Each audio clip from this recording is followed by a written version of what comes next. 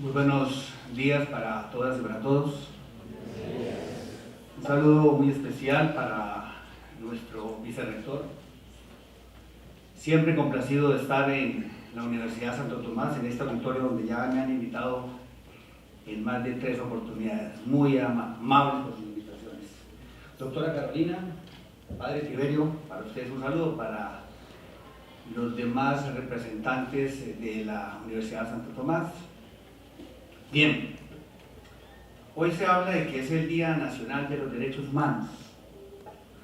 Como personero de Bucaramanga, comencé a entender qué eran derechos humanos. Antes no lo entendía. Y yo creo que le pasa a la mayoría de personas que todos los días vemos titulares de prensa, violación de derechos humanos, qué pasa con los derechos humanos, pero realmente no lo entendemos cuando estamos metidos en lo que es la verdadera civilidad en la ciudad. Yo voy a completar 4 años en esta ciudad y me han sorprendido muchas cosas que quiero comentarles. La primera de ellas tiene que ver con la forma como pude ingresar a la ciudad desde el estrato 0, que lo llamo yo, la gente que está en las cárceles, hasta el estrato 6, y pude deambular de punta a punta para entender qué es lo que pasa en la ciudad. ¿Por qué tenemos tantos problemas los papás? ¿Hay papás acá? Por favor, levanten la mano. Listos, van a entender lo que yo les voy a hablar. ¿Y hay acá hijos? Por favor, levanten la mano los que sean hijos. Todos somos hijos, ¿cierto? Entonces voy a hablar en esa doble vía. Voy a hablar hoy como hijo y voy a hablar como papá. Yo cuando trato de comunicarme con la comunidad, no lo hago como personero, sino que más bien lo hago como el papá que soy y como el hijo que fui. Y por esa razón puedo entender muchísimo más lo que está ocurriendo en esta ciudad y como consecuencia en el país. Cuando comienzo a visitar los diferentes espacios y comienzo a hacerlo por los colegios de la ciudad, antes de posicionarme como personero, mi interés era conocer qué pasaba en los colegios y sobre todo mi interés era en los personeros estudiantiles, quienes en esos momentos se proyectaban como futuros personeros escolares. Yo quería saber qué pensaban ellos, yo quería saber por qué se postulaban ellos y cuál era el interés de ellos de ser personero. Comencé a hablar con muchos de ellos, comencé a sorprenderme con algunos de ellos, cuando comencé a escuchar las promesas que ellos hacían o que habían hecho ya para hacerse nombrar o hacerse elegir mejor como personeros. Y me sorprendía de las promesas que algunos de ellos hacían, como esta que me dijo uno: para hacerme elegir personero de mi colegio, gracias a una colaboración de mi papi, pude invitar a algunos compañeritos a la cafetería, a otros los invité a cine, a otros los invité a esto. Yo quedé sorprendido. Esto es una campaña política parecida a la realidad. Este muchacho está viendo mucha televisión, mucha prensa, o es la realidad de este país. Efectivamente, su papi necesariamente pertenecía a la clase política que normalmente maneja este país y que con prebendas se consiguen los votos. Pues su hijo iba a hacer exactamente lo mismo. Yo le digo que me parece que lo que usted está haciendo es equivocado y por ese lado no es. Y él me contesta: ¿por qué? Si el del año pasado, que tenía más billete que yo, hizo esto, hizo el otro. Yo me quedo muy sorprendido y hablo con el rector de ese colegio, un colegio público, y le pregunto: ¿usted sabe lo que este muchacho está haciendo, lo que hizo? Sí, es que los papis son tan colaboradores. ¡Qué calidad de papás tenemos! Ahí me quedé yo más sorprendido, porque al parecer era normal. Como muchas cosas son normales en estos momentos. Y así hablo con otro que prometió construir una piscina en el colegio Y yo le pregunto, ¿y usted cómo va a hacer para cumplir? Y él, de una manera muy tranquila, me dice, muy fácil.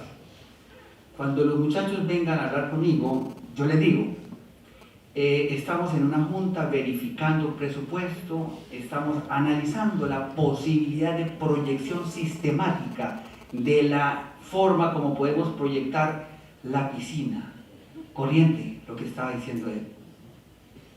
Era una forma de engañar, era una forma de confundir para decir no voy a hacer nada porque aquí no hay plata y porque yo no tengo la posibilidad de hacerlo, pero les prometí y ustedes me creyeron, pendejos ustedes.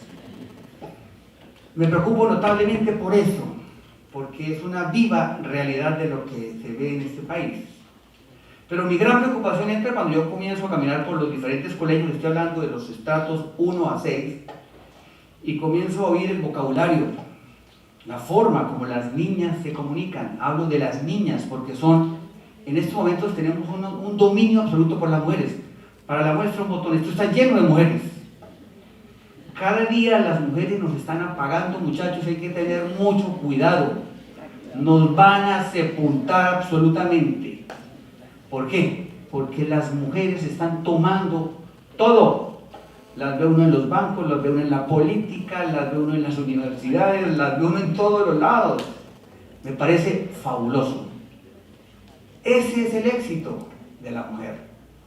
Y entonces yo comienzo a caminar y las mujeres comienzan a comunicarse entre ellas con palabras groseras. Pues para mi época eran groserías. La forma como hoy en día se comunica una niña con otra era en la época mía una ofensa. ¿Y usted por qué me dice eso? Y se formaba un problema de pronto por eso. No, hoy en día son palabras cariñosas. Y pues normalmente uno entre hombres considera que es algo normal, no debería ser. Pero ya casi los hombres no hablan tanto como las mujeres, como las niñas se comunican. Y lo peor es que me encuentro con una emisora que patrocina esto, una emisora que presta los micrófonos para que los muchachos de 11º saluden, o para que saluden los de 10º entre sí, pero se saludan con vulgaridades, y las niñas o niños que están en la casa escuchando se ríen. ¡Ay, me saludaron! Con una palabra grosera, obscena. Para mí era algo complicado porque yo no podía entender, empezando mi actividad como personero, yo no podía entender, sobre todo porque tengo una hija menor y yo no quería que mi hija comenzase a hablar de esa manera. Pero el problema más complicado que tiene uno como padre es que uno trata de blindar y de proteger a sus hijos lo más que puede, pero cuando ingresa a un salón, la vida se le descompone a uno, porque se encuentra con múltiples factores que influyen en nuestros hijos, y es complicado. Eso es lo que yo veo en los colegios, y comienzo a hablar con padres preocupados, que llegan en mi oficina a decirme: señor personero, ayúdeme, mi hijo se me salió de las manos, yo no sé qué hacer con él. Mire que pasó esto, y ahora están ya listos a llevárselo a la cárcel. Por favor, ¿qué hago? Esa expresión, mi hijo se me salió de las manos, la he escuchado infinidad de veces. Y yo les digo lo siguiente: a mí me da mucha pena, pero a usted, su hijo no se le salió de las manos, usted nunca lo tuvo en sus manos.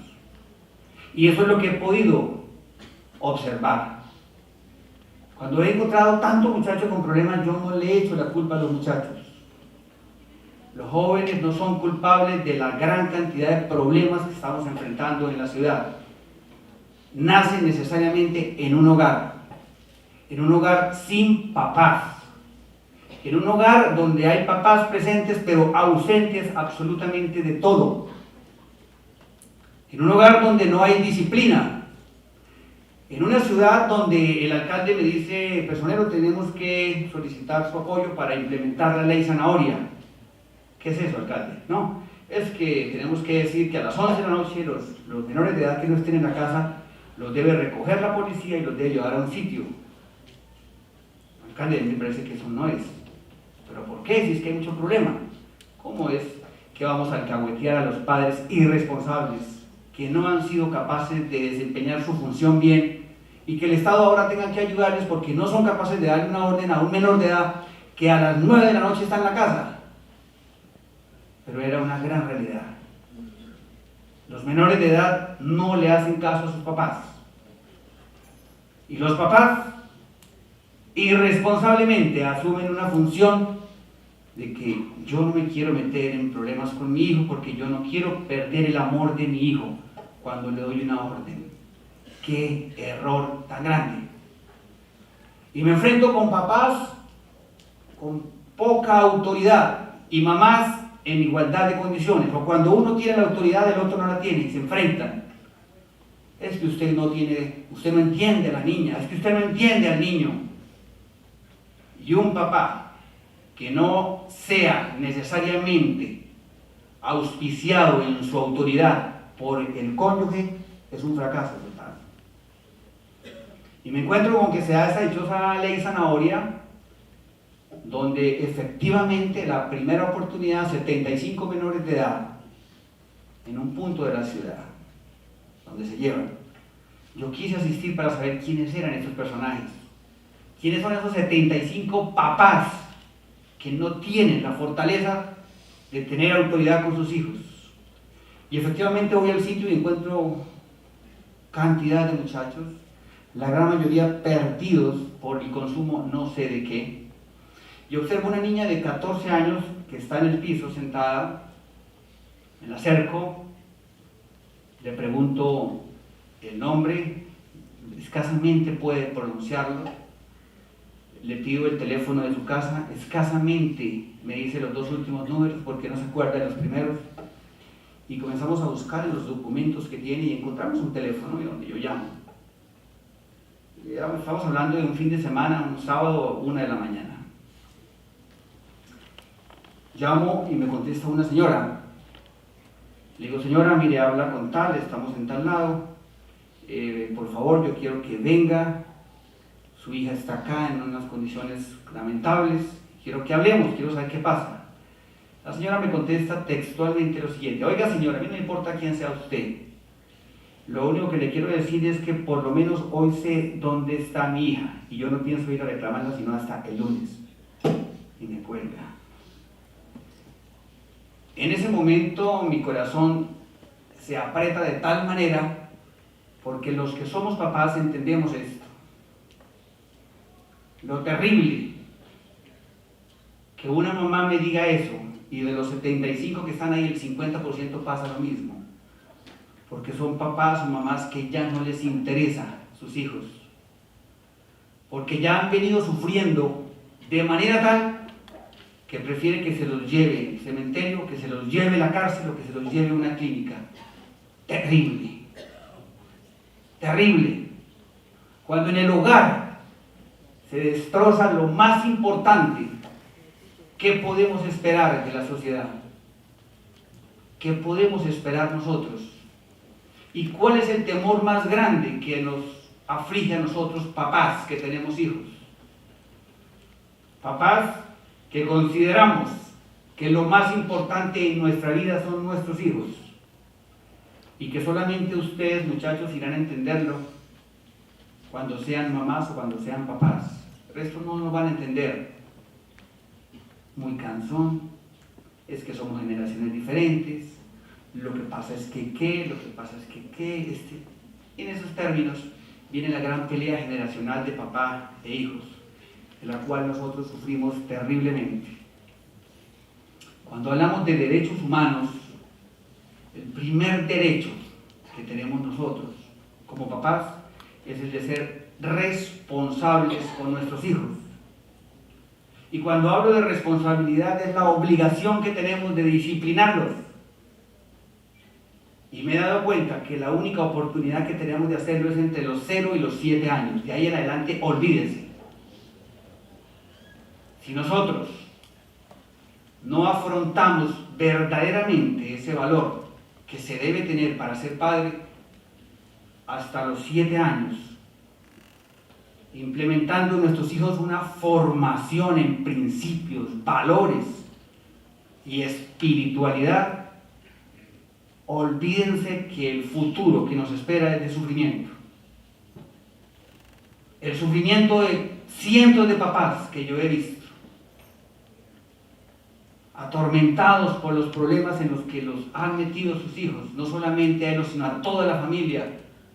Ese sufrimiento de padres que olvidaron que la gran responsabilidad que tenemos nosotros con la sociedad es formar muy bien a nuestros hijos.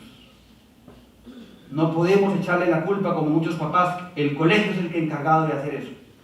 Para eso pago. Y muchos colegios se convierten en guarderías o en parqueaderos. Aquí le entrego a mi hijo preescolar y por favor me lo entregue de bachiller dentro de 12 años. Yo no tengo tiempo, yo estoy muy ocupado. Yo estoy muy ocupado. He ido a reuniones de padres de familia, de colegios privados, 1000 alumnos, 150 padres sentados. Y yo le pregunto a la hermana, esperemos, ¿cierto? No han llegado. Yo creo que se demoran. No, con vergüenza. Es que los papás están muy ocupados y no tienen tiempo. Eso me preocupa terriblemente cuando oigo esa expresión. ¿Cómo es posible que uno como papá esté ocupado para ir a una reunión de entrega de calificaciones donde le van a decir a uno qué está bien, qué está mal y en qué puedo ayudar para mi hijo? La generación de ahora es completamente diferente. Va a millones. Ellos están captando que su padre no le tiene interés a usted, por lo tanto, como usted no vale 5, hago lo que se me dé la gana. Y yo llego a mi casa y le culpo al profesor de matemáticas, culpo a los profesores que ellos son los malos, yo soy el bueno, y mis papás me van a creer, pues al fin y al cabo nunca van a recibir mis notas. Y ahí comenzamos a generar, a crear el mal ciudadano, del cual hoy estamos dando nosotros quejas en todos los lados. Ustedes son líderes que han asumido un compromiso grande de participar en este concurso que la Santo Tomás, en forma genial, ha llevado para los jóvenes del área metropolitana. Su responsabilidad es muy grande, porque ustedes tienen que ayudar a construir esta ciudad, esta área metropolitana y este país. Cuando hablamos de guerra y cuando hablamos de lo que va a pasar en La Habana, mucha gente dice, con la firma de la paz vamos a estar en tranquilidad. No, no va a pasar nada. La firma de la paz se firma entre actores de un conflicto, pero en las ciudades no va a pasar nada. Seguramente se va a incrementar la inseguridad. Pero yo he dicho siempre, la paz no se firma en La Habana. La paz se firma en cada uno de nuestros hogares.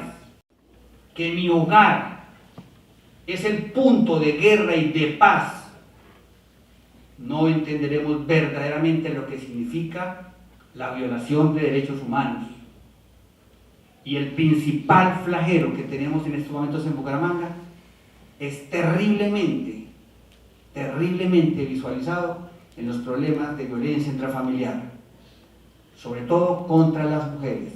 Hoy en día es tan fácil que el novio le pega a la novia y la niña llega con morados a la casa, ¿no? Una peleita que tuvimos, porque es normal que le pegue, porque el papá de ese novio le pega a la mamá y porque el abuelo también le pegaba a la mamá, y es normal irrespetar a la mujer, y es normal que haya violencia en las casas. No es normal, la hemos heredado y tenemos que romper esa cadena generacional que nos hace tanto daño. Y ustedes son los llamados a comenzar a romper esa cadena generacional. Si en sus hogares hay violencia, tenemos que intervenir. Papá y mamá, a partir de hoy vamos a firmar la paz acá. No voy a permitir como hijo o como hija que siga la violencia en mi hogar. No voy a permitir que se sigan maltratando y nos estén dando ese mal ejemplo que seguramente va a ser heredado a mis hijos, a sus nietos. Esa es la única manera de comenzar a cambiar este país. Y ustedes, como actores importantes, son los responsables. Yo no sé si en este salón haya violentos. Yo no sé si en este salón les esté cayendo el guante a muchos. Pero si les está cayendo, lo más importante es sacudirse, porque tenemos el tiempo para volver a empezar. Nosotros iniciamos una propuesta con 10.000 niños de 0 a 7 años, que hemos llamado Generación Diamante. Estamos trabajando en 20 colegios de la ciudad y tomamos todos los preescolares y reunimos a los papás de esos 10.000 niños y les dijimos: ¿ustedes quieren que sus hijos sean como estos? Y les mostramos videos de la cárcel, donde sufren. Y les mostramos videos de las mamás haciendo cola para entrar a la cárcel, llorando por todo lo que tienen que pasar.